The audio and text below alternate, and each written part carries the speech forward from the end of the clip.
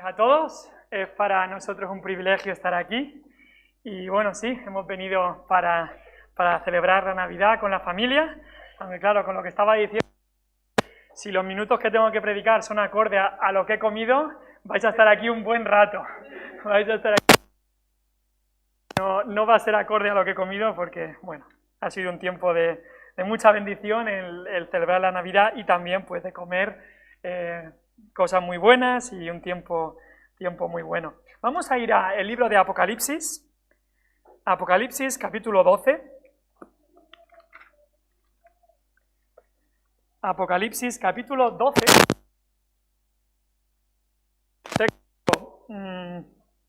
¿Qué pensaríamos? En Apocalipsis no se habla de la Navidad.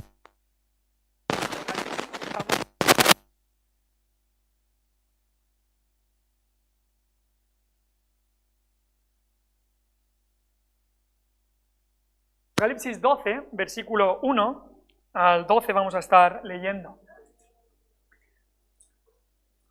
Dice la palabra de Dios. Empezamos. Apocalipsis 12, versículo 1. Apareció en el cielo una gran señal, una mujer vestida del sol con la luna debajo de sus pies y sobre su cabeza una corona de 12 estrellas.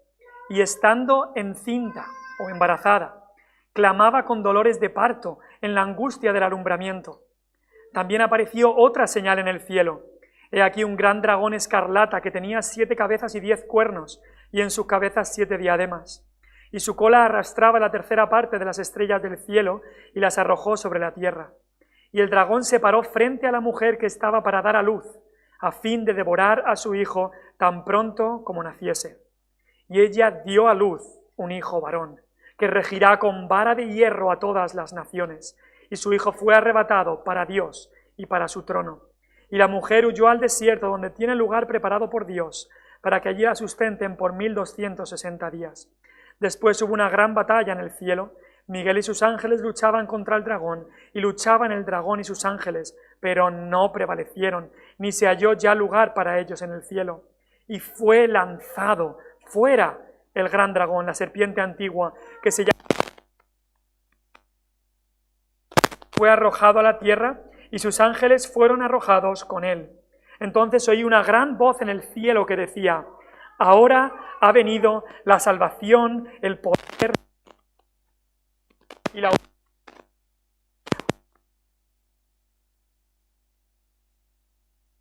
Los acusados de nuestro Dios de noche, y él ha sido por medio de la sangre del...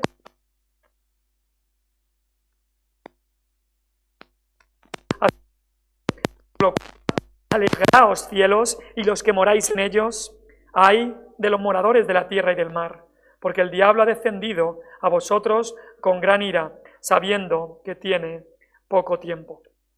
Vamos a acabar la lectura allí y pediremos al Señor que nos guíe en la exposición de su palabra. Vamos a orar. Padre Celestial, te damos gracias por tu palabra. Ayúdanos por estos minutos ahora a meditar en tu palabra y meditar en esta victoria de Cristo sobre sus enemigos. Te damos gracias, Padre, porque en Cristo y solamente en Él somos más que vencedores por medio de aquel que nos amó. Gracias, Padre, por la victoria de Jesús. Gracias, Padre, por su venida a este mundo. Y gracias, Padre, por el Evangelio. Que Cristo Jesús vino a este mundo, vino como un bebé. Que Cristo Jesús murió por nuestros pecados conforme a las Escrituras, que fue sepultado y que resucitó al tercer día conforme a las Escrituras. Gracias porque Él ha sido arrebatado y está en su trono ahora reinando, esperando que todos sus enemigos sean puestos por estrado de sus pies. Y pedimos, Padre, que aquel día llegue. Oh Padre, ven pronto, Señor Jesús. Y te pedimos ahora también que nos ayudes a estar firmes hasta el fin, firmes y constantes, creciendo en la obra del Señor siempre. Señor, llegamos hasta el fin del año y queremos decir, hasta aquí nos has traído, Padre, llévanos hasta el año que viene y danos un año también de victoria en Cristo, un año en que más almas sean salvadas por tu gracia, un año en que la iglesia sea edificada en tu palabra y un año, Padre, donde cada uno de nosotros individualmente podamos tener victoria contra el pecado y contra Satanás. y pedimos todo esto en el precioso nombre de tu Hijo Jesús. Amén. Hoy veo que hay bastantes niños aquí. Si eres menor de 10 años, te quiero hacer una pregunta. ¿Te gustan las serpientes? ¿A qué niño le gustan las serpientes? Que levante la mano. ¿Te gustan las serpientes? ¿Niños? ¿No? No, a ningún niño le gustan las serpientes. Pues a mí tampoco me gustan las serpientes. Desde pequeño le he tenido un poco de miedo a las serpientes. Tenía un amigo en el seminario que tenía de mascota una serpiente y bien grande en su casa. Yo no sería capaz de tener una serpiente así. Aunque me pagaran, yo creo que no tendría una serpiente. ¿Y sabes cuál es el primer animal que aparece por nombre en la Biblia? Es la serpiente, en Génesis 3. Y quizá es por eso que no me gustan las serpientes, porque el primer animal que aparece es una serpiente y no por nada bueno. ¿Os acordáis la historia en Génesis 3? La serpiente que utilizó Satanás para tentar a Eva y a Adán.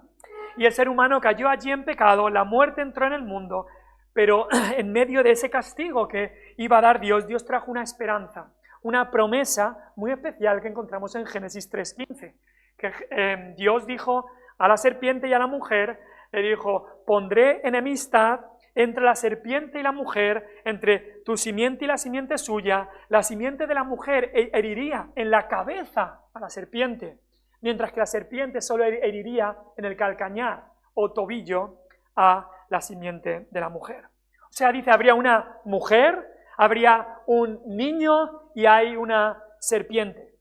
Y sería ese niño nacido mujer que heriría mortalmente a la serpiente. Y en el final de la Biblia, aquí en Apocalipsis 12, tenemos la respuesta a esta pregunta, a esta promesa que aparece en Génesis 3:15. Y hoy que estamos pues en Navidad, en los versículos que hemos leído, Juan, el apóstol Juan, escritor de Apocalipsis, nos habla de un nacimiento. El texto nos habla del nacimiento del Mesías. Y hoy quiero contaros la historia navideña, pero con una perspectiva un tanto diferente. El título del mensaje esta tarde va a ser La mujer, el niño y el dragón. Es una historia navideña quizá como no pensaríamos y la encontramos aquí en Apocalipsis 12 del 1 al 6, aunque hemos leído hasta el versículo 12.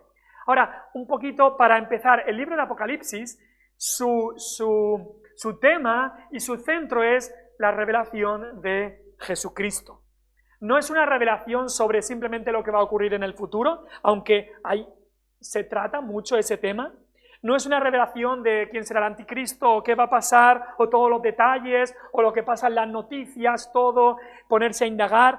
Es una revelación de Jesucristo. Es más, es una revelación triunfante, que nos habla más que nada de la victoria final de Jesús sobre todos sus enemigos. Su venida final a reinar en este mundo y la derrota final de Satanás y de todos los sistemas de maldad. Eso es lo que se revela en este libro de Apocalipsis.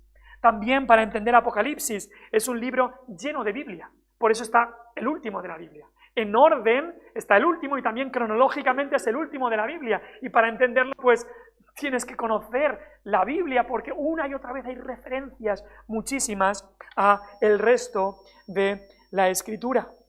Y es un libro entonces también con muchas señales o símbolos, como aparece aquí. Capítulo 12, versículo 1 dice, apareció en el cielo una gran señal. Así que esto no es la historia literal del nacimiento de Jesús, como en los evangelios, que tenemos la historia literal, sino que es una visión simbólica de ese nacimiento. No una descripción real de una mujer particular o un dragón o serpiente particular, no, es una señal que representa algo o a alguien. Y es que, aunque en la Navidad pues cantemos Noche de Paz, Noche de Amor, la historia de la Navidad también nos habla de una guerra. La historia de la Navidad también nos habla de la victoria de Cristo ante los constantes e incesantes ataques de Satanás.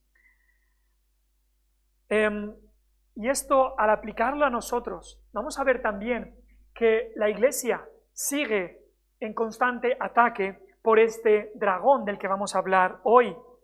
Está bajo ataque por un dragón derrotado, pero brutalmente feroz.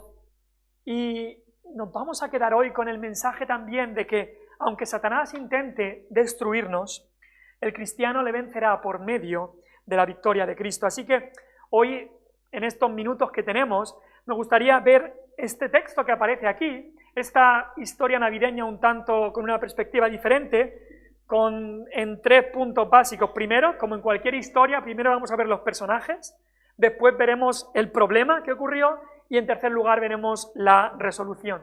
Así que en primer lugar vamos a ver los personajes que aparecen aquí. Y no son los personajes típicos de la Navidad, no aparecen los magos, no aparecen los pastores, no, aparece una mujer, un hijo o un niño y un dragón. ¿Has visto alguna vez un dragón en el pesebre? Pues aquí nos aparece un dragón. En primer lugar vamos a ver la mujer. ¿Qué nos dice sobre la mujer? ¿A quién representa esta mujer que aparece en el versículo 1? Dice en el versículo 1 que apareció una mujer vestida del sol y dice más cosas. ¿A quién representa? Algunos en la historia han dicho, bueno, más que nada la Iglesia Católica Romana, ha dicho que la mujer tiene que ser María, pero el pasaje no concuerda con esa interpretación. El versículo 17 dice que habla de los que guardan los mandamientos de Dios y tienen el testimonio de Jesucristo, dice que son su descendencia. Y la Biblia no enseña en ningún lugar de que los cristianos descendamos de ninguna manera de María. Además, recordemos que se nos dice que lo que Juan vio fue una señal. Además, si piensas un poco, cuando dice una mujer vestida del sol, con la luna debajo de sus pies y sobre su cabeza una corona de 12 estrellas, ¿dónde en la Biblia tienes una visión en la que aparece luna, sol y 12 estrellas?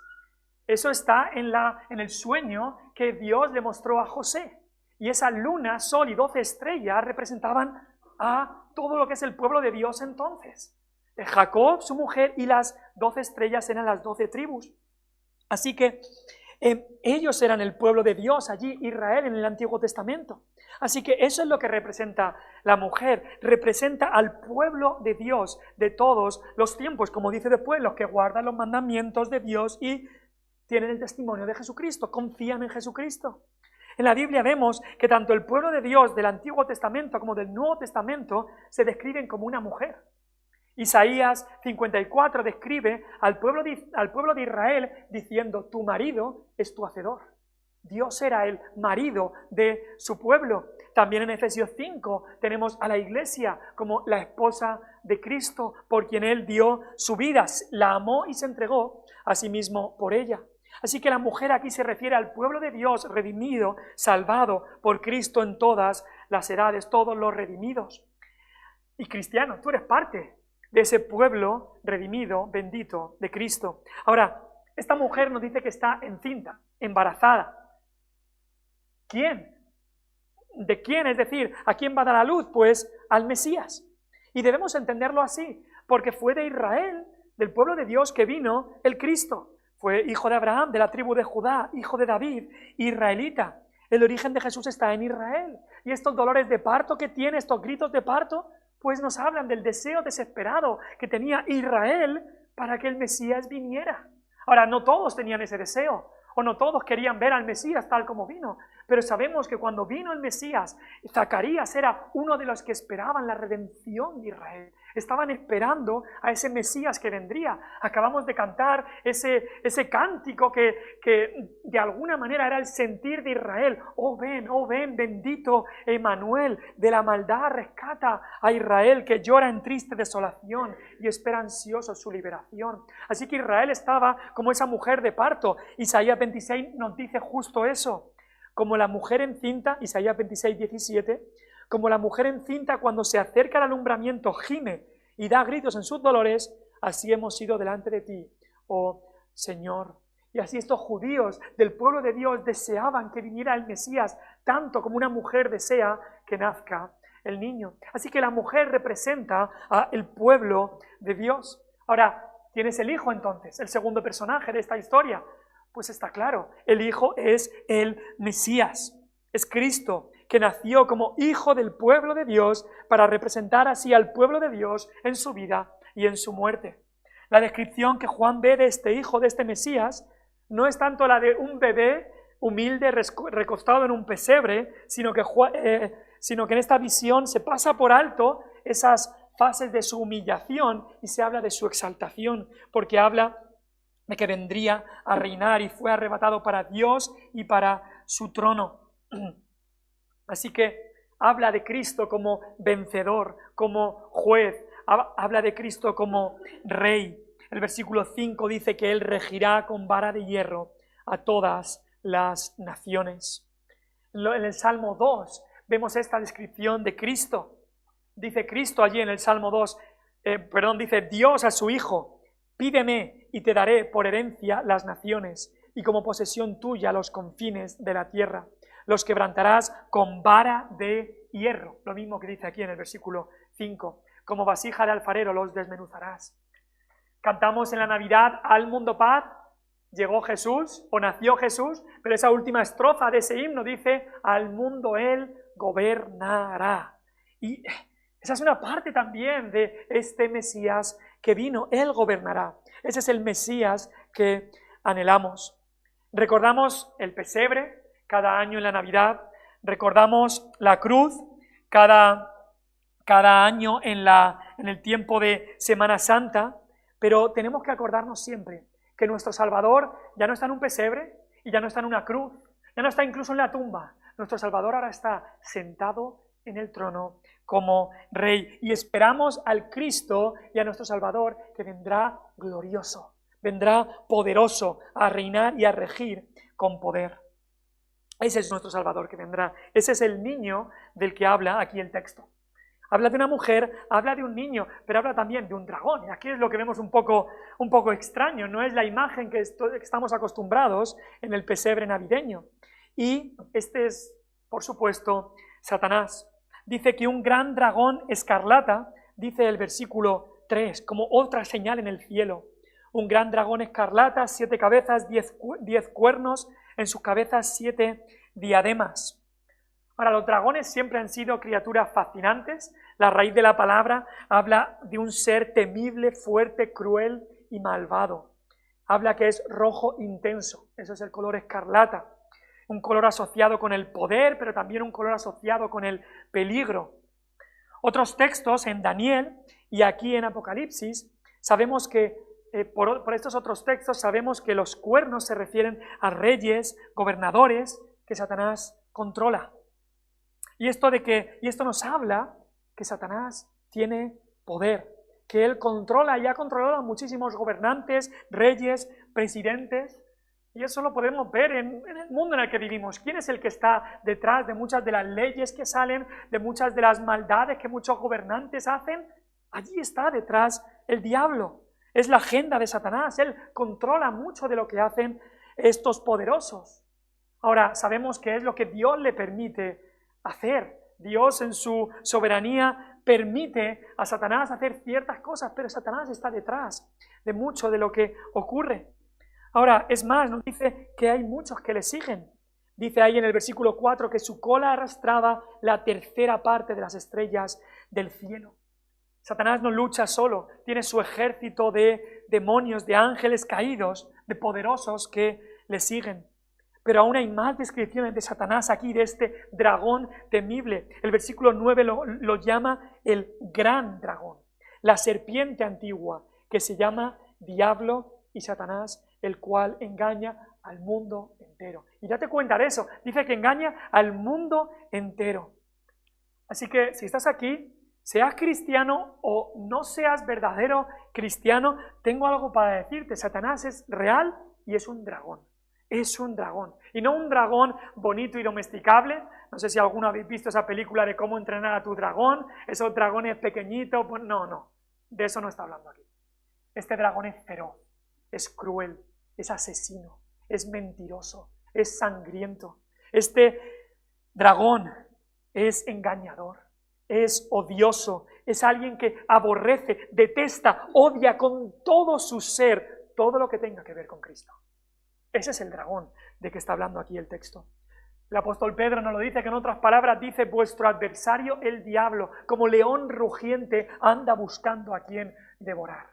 No un gatito, un león que solo quiere devorar, hacer todo el daño que puede. Versículo 12 aquí habla de gran ira. Gran ira, esa es la actitud, eso es lo que Satanás siente. Versículo 17, aunque no lo hemos leído, también habla de que se llenó de ira. Está airado, enfurecido, buscando hacer todo el daño que puede. Una de las mayores victorias que ha logrado Satanás en este mundo es que la gente crea que no existe y que es simplemente un personaje de ficción con cuernos y cola y ya está. Y así muchos creen que no existe, muchos dicen, yo aquí hago lo que yo quiero. Quizá tú piensas eso, quizá tú no conoces al Señor y dices, yo en mi vida soy el amo de mi destino, yo soy el capitán de mi alma, como dijo un poeta, yo mando en mi vida. Pues te equivocas. El mismo Juan que vio esta visión nos dice en primera de Juan 5 que el mundo entero está bajo el maligno. Si no tienes a Cristo como tu Salvador, no te creas que tú eres el que maneja en tu vida, el que conduce tu vida. No, es Satanás el que lo hace. Tú te crees que conduces tu vida y tu volante es uno de juguete. El que conduce es Satanás. Si no estás en Cristo, estás siendo conducido por Satanás a donde Él quiere. Y te aviso, Satanás es un dragón. Satanás es feroz. Satanás es maligno. Satanás es el asesino. Satanás es este dragón que solamente quiere hacer mal. Al final, si no tienes a Cristo, estás yendo a donde Satanás quiere que vayas. Y tú dices, espera, si estoy yo vine, a lo mejor yo no soy convertido aún, pero yo vengo a la iglesia todos los domingos, ¿no? Entonces, Satanás no va a querer que yo vaya a la iglesia. Bueno, a lo mejor Satanás es muy listo, ¿sabes? Él quiere que mientras tu vida no haya cambiado, si los otros días se los das a Él, si tu corazón está completamente dado a Él no le importa a dónde vayas. Él lo que quiere es tener tu corazón. Y es lo que Cristo quiere cambiar y transformar. Él quiere que le des tu corazón. Y Satanás también quiere tu corazón. Y ahora si no tienes a Cristo, lo tiene ya en su poder. ¿Y sabes a dónde te dirige el dragón? Te dirige al infierno preparado para él y para sus demonios. Por eso es un dragón temible. Ahí están los tres personajes, la mujer, el niño y el dragón. Ahora, ¿cuál es el problema que vemos aquí en esta señal, en esta señal que Juan ve? Pues el problema lo tenemos en el versículo 4.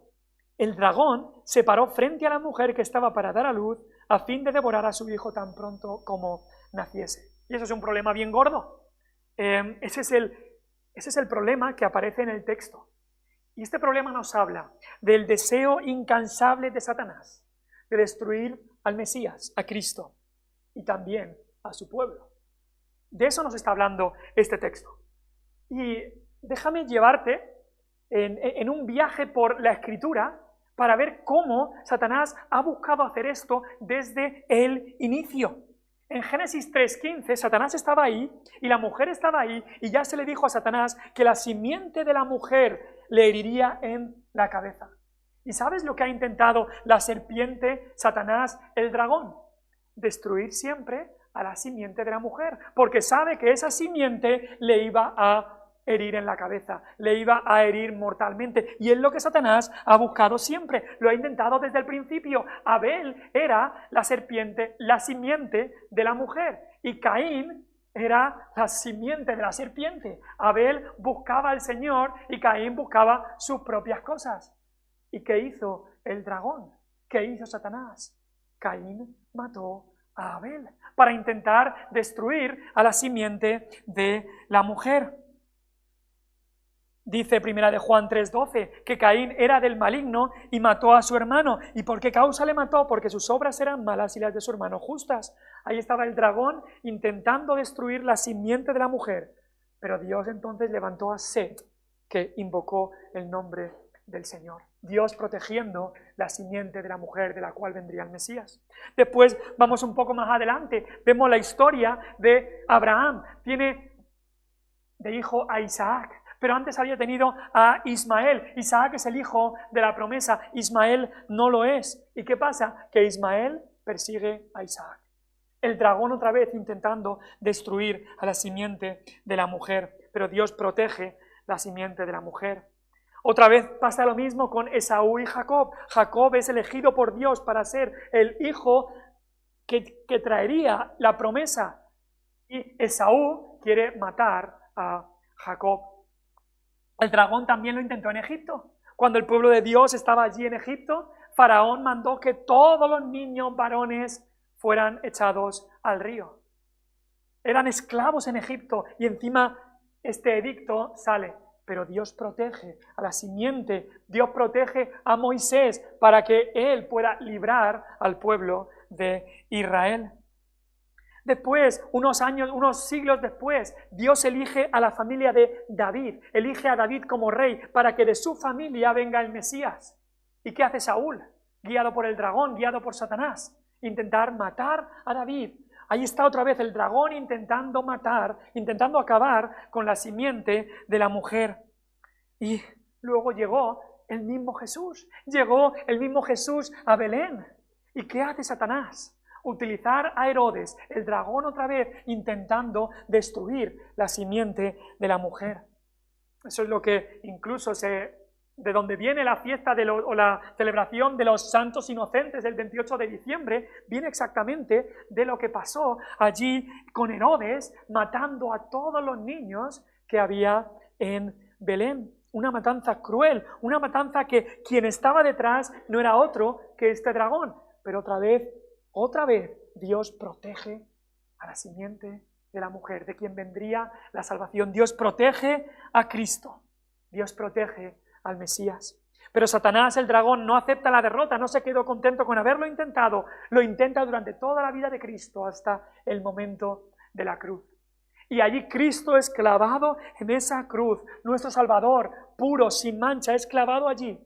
Y Satanás pensaba, ya he ganado, lo he conseguido, Él es el hijo de la simiente de la mujer, Él es el Mesías y está clavado en la cruz. Pero Satanás no se daba cuenta que esa misma muerte de Cristo en la cruz era la herida mortal en la cabeza que estaba profetizada. Él pensaba, por fin he devorado al Mesías. Y eso es lo que está hablando este texto. El dragón intentando destruir la simiente, el hijo de la mujer. Y no solamente intenta destruir a Cristo, sino a los seguidores de Cristo, como nos habla después el texto. No solamente destruye al Mesías, o quiere destruir al Mesías, sino a todos los seguidores del Mesías, de Cristo. Y tú, cristiano, también eres su objetivo, tienes que tenerlo en cuenta. Satanás quiere destruirte y lo intentará de todas las maneras que pueda. Y el versículo 10 nos dice que Él es el acusador de nuestros hermanos, el que los acusa delante de nuestro Dios día y noche. Y no se cansa Satanás porque sabe que tiene poco tiempo, dice el versículo 12. Así que ese es el gran problema. El dragón quiere destruir al hijo de la mujer, a Cristo y a todos los seguidores de Cristo. Ese es el gran problema del que nos está hablando este texto. Pero en último lugar vemos la resolución a todo esto. Y es que en este capítulo de Apocalipsis se nos narra la derrota aplastante de Satanás. En este texto vemos cómo Satanás experimenta derrota tras derrota. Y lo intenta una vez, y lo intenta otra vez, y lo intenta otra vez. Y es derrotado, derrotado, derrotado, derrotado. El dragón es un enemigo derrotado. Nada sale como él quiere, va derrota tras derrota. El Hijo de Dios, Jesucristo, se encarnó. Gálatas 4:4 dice que fue nacido de mujer. Y es lo que celebramos en la Navidad, la encarnación. Celebramos un nacimiento. Y aunque Satanás intentó destruir a Jesús, como había intentado destruir toda esa línea del Mesías, esa línea de la simiente de la mujer, como había intentado destruirla, también intentó destruir a Cristo, pero vemos que Dios lo protegió. Dice el versículo 5 que fue arrebatado para Dios y para su trono. Y después de su muerte y resurrección, esto es lo que ocurrió. Cristo ascendió al cielo y se sentó en su trono. El dragón pensaba que en la cruz había ganado la victoria, pero no se daba cuenta de lo que hemos dicho, que en la cruz es cuando Cristo le iba a rematar, cuando Cristo le hizo esa herida mortal en la cabeza, cuando la serpiente antigua fue derrotada definitivamente y totalmente. Y aquí se nos narra esa culminación de la profecía en Génesis 3. Aquí se nos narra la culminación y el final de esa profecía. Satanás, después de la cruz, es un enemigo derrotado. Hebreos 2:14 nos dice que Cristo, que participó de carne y sangre para destruir por medio de la muerte al que tenía el imperio de la muerte, esto es, al diablo.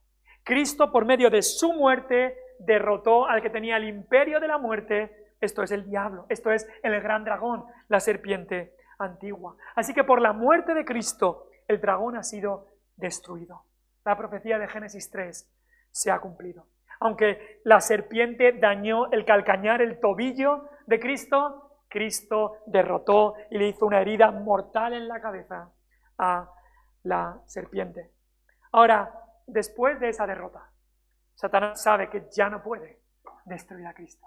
Ya no puede destruir la redención que Cristo iba a comprar. Consumado es, la obra ha sido ya hecha. Satanás no puede evitar eso. No puede derrotar ni derribar a Cristo. Y también Satanás sabe que le queda poco tiempo, como dice el versículo 12.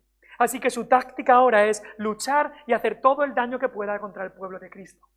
No sé si os gusta leer sobre las guerras y sobre tácticas de guerra, pero una de las tácticas que los alemanes hicieron cuando ya en la Segunda Guerra Mundial estaban retrocediendo y ya los aliados estaban ganando la victoria, una de las cosas que los alemanes hicieron al retirarse fue una táctica que a veces se llama tierra quemada, y es destruir todo lo que podían. Estamos en retirada, pero vamos a destruir todo lo que podamos para ponérselo más y más difícil al otro ejército, en este caso a los aliados. Y quemaban infraestructuras, quemaban puentes, quemaban campos. Mientras nos retiramos, quemamos todo, hacemos todo el daño que podamos.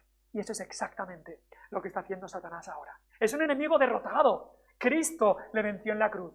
Pero mientras va cayendo por el precipicio, mientras está yendo en retirada, va a causar todo el daño que pueda. Y en eso, como cristianos, tenemos que saberlo. Ahora, sabemos que Dios nos sustenta.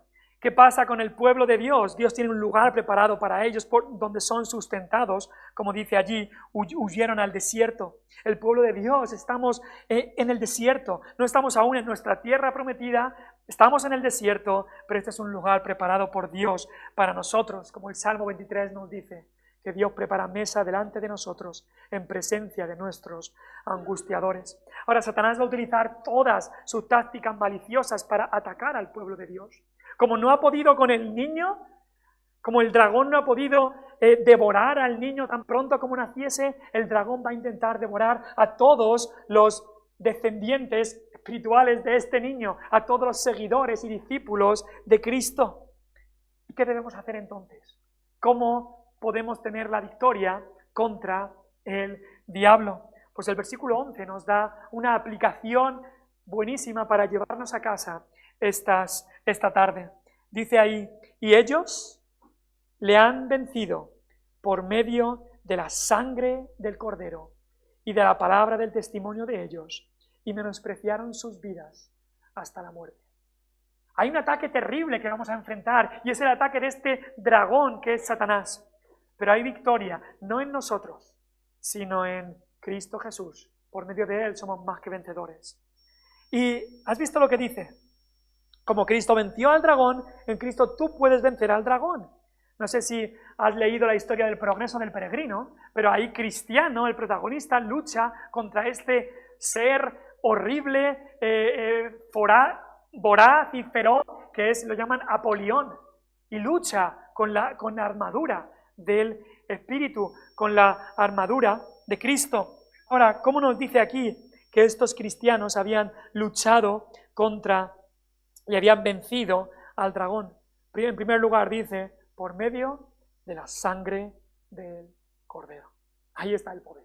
Ahí está el poder. El poder no está en tu perseverancia. El poder no está en tu decisión que tú tomaste un día. El poder no está en tu moralidad. El poder no está en que yo he asistido 20 años a una iglesia. El poder está en el Evangelio, en la sangre del Cordero.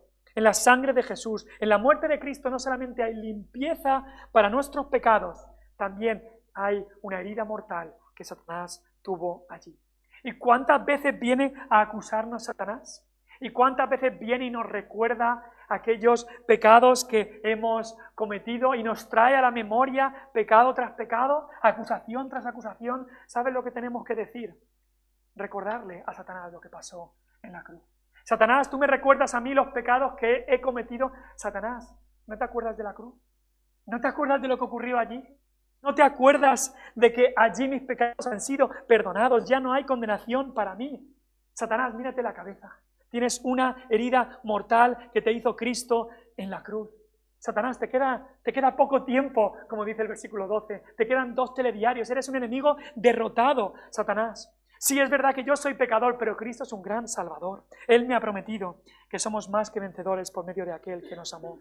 Y como dice Miqueas 7, diciendo el profeta, le decía, tú, enemiga mía, no te alegres de mí, porque aunque caí me levantaré, aunque more en tinieblas, el Señor será mi luz. La total destrucción del destruidor es segura. Es simplemente cuestión del tiempo, pero la victoria está en la sangre del Cordero.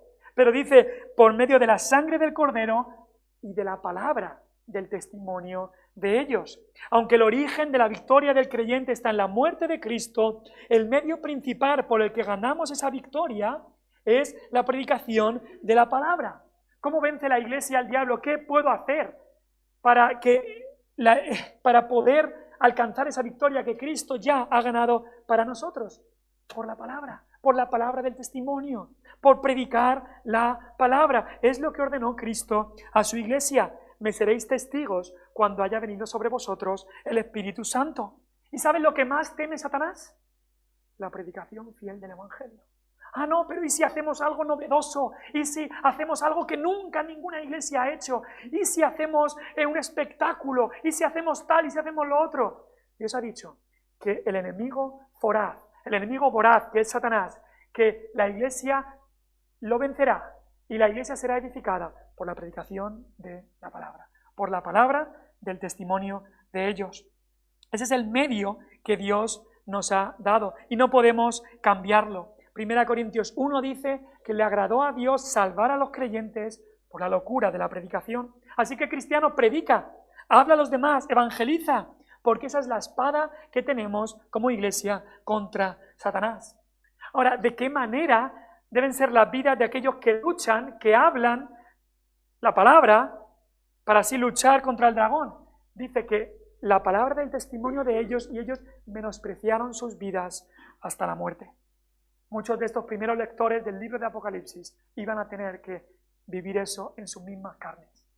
Menospreciaron sus vidas hasta la muerte. Muchos de estos primeros lectores de Apocalipsis se jugaban su vida si proclamaban la palabra de Dios. Muchos fueron lanzados a los leones allí en los anfiteatros romanos. Muchos tuvieron que decidir mi vida o Cristo. Y dijeron Cristo. Lo tuvieron que decidir. Y si la palabra que decimos por nuestra boca va a ser efectiva, tiene que reflejarse en una vida que no se está agarrando a su vida, sino agarrando a Cristo. Cristo mismo lo dijo, el que guarda su vida la perderá, mas el que suelta, además el que pierde su vida por causa de mí la hallará. Y es lo que dice aquí exactamente. Ellos vencieron al enemigo, al gran dragón, por la sangre del Cordero, por medio de también la palabra del testimonio de ellos, porque menospreciaron sus vidas hasta la muerte. El que ama su vida, dice Juan 12, la perderá. Y el que aborrece su vida en este mundo, para vida eterna, la guardará.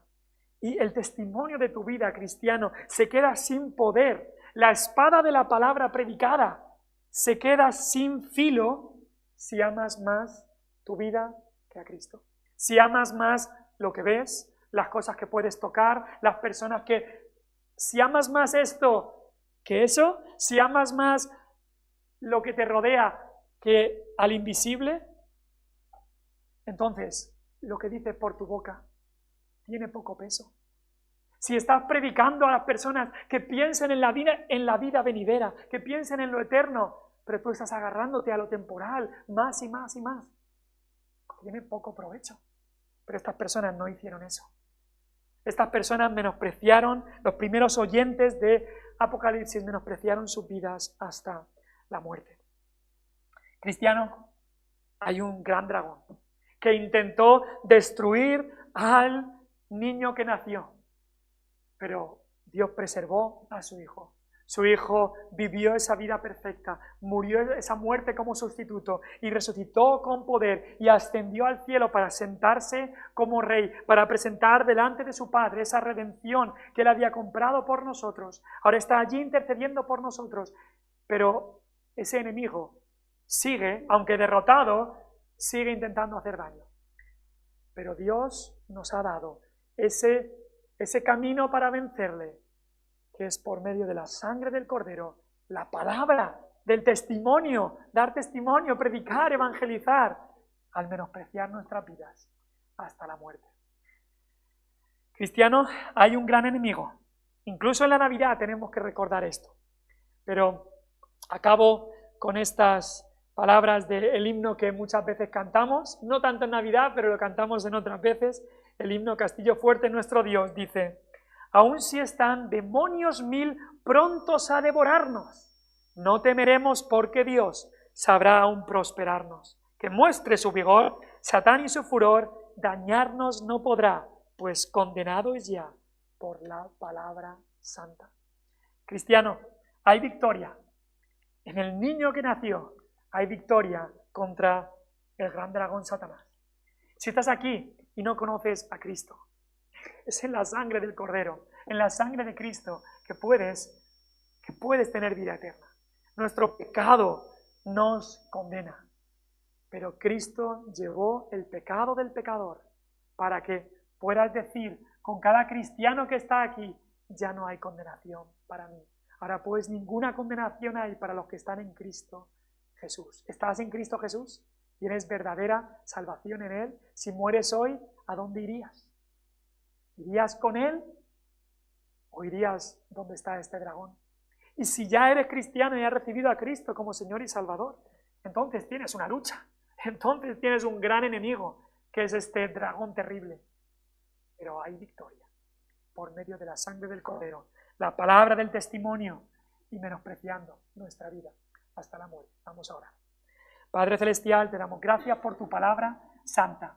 Ayúdanos a vivirla, a proclamarla en cada momento y a que Cristo sea central en nuestras vidas. Gracias, Señor, porque aunque el dragón quiere devorarnos, oh Padre, gracias porque tú sabrás aún prosperarnos. Pido, Padre, que tu voluntad sea hecha, que tú añadas a tu iglesia a los que han de ser salvos, que tú edifiques a tu iglesia por tu palabra, por tu poder, en el nombre de Cristo. Amén.